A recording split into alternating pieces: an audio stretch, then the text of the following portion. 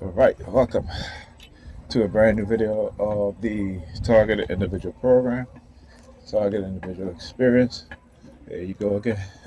See what she doing? Showing the barcode, have it in her hands. Right? Again, always trying to send me subliminal message about being microchip, which again I've been saying this for how many years now. Right?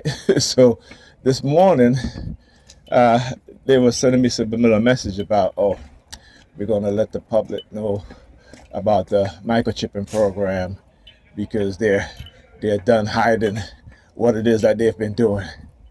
I'm like, okay, I like to see that. Okay, let me see a news article. Let me see. And again, look, leaving what I'm talking about, leaving stuff on the floor, on the ground outside, with the UPC cord sticking up, right?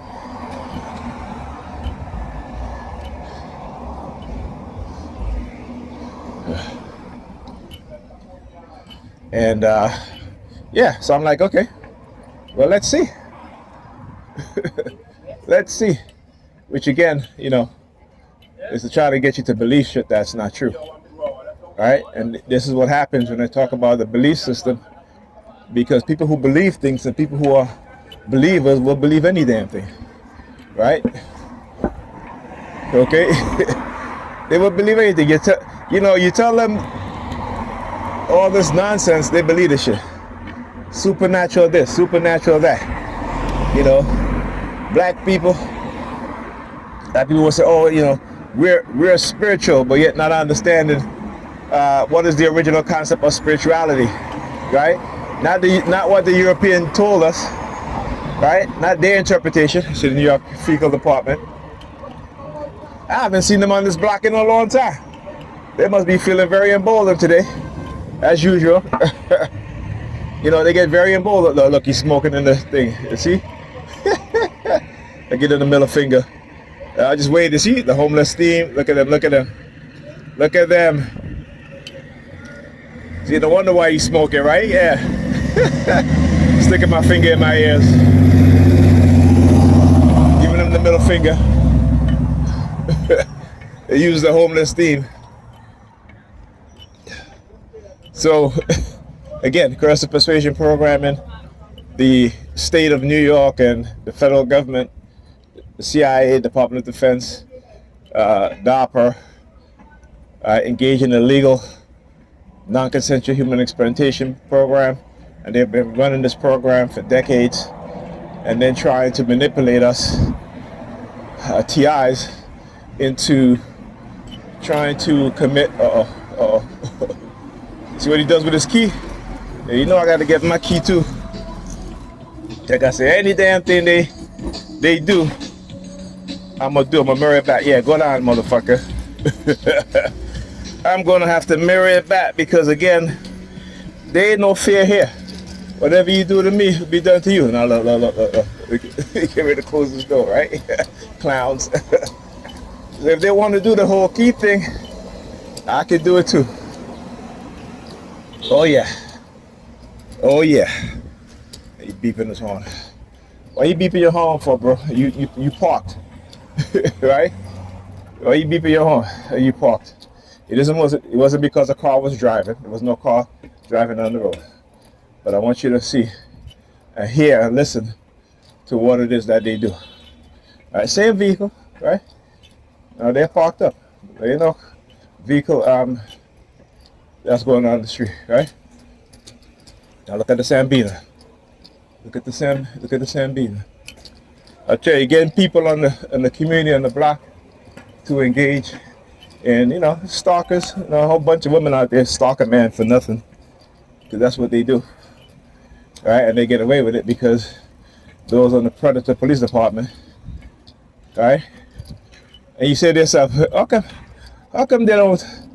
The majority of the women that they use to attack me, how come they're not good-looking women, huh?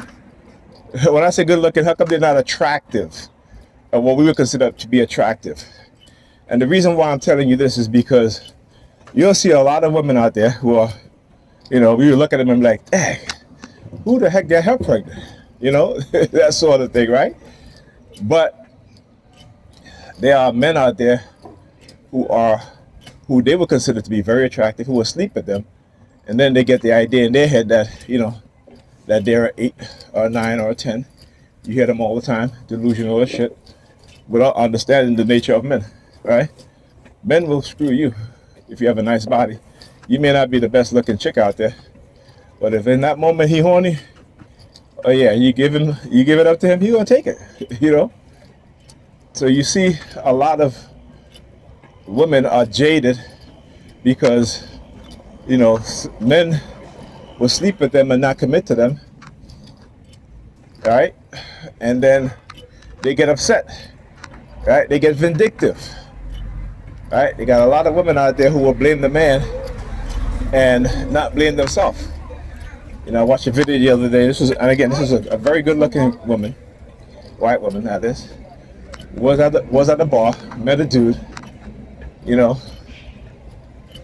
and went home with the dude, right? Have sex on the very first night of meeting this dude, right?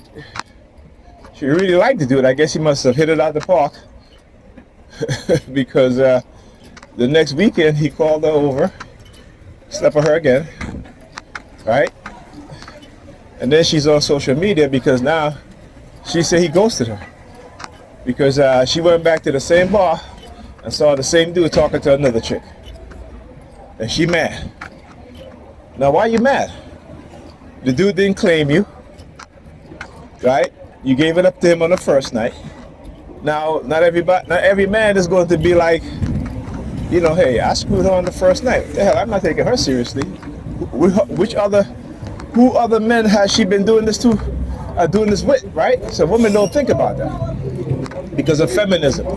Feminism said that they can sleep with how many men, sleep with men on the first night, which is fine, right? But then they have this expectation that men are going to accept that and somehow make them their girlfriend. No. Like I said, there are very few men who would actually, I'm talking about a very, very, very small percentage of men that would actually sleep with you on the first night and then still date you and maybe even marry you, right? But they all think that they should be able to do that, and we as men are supposed to accept that. No, you can't override,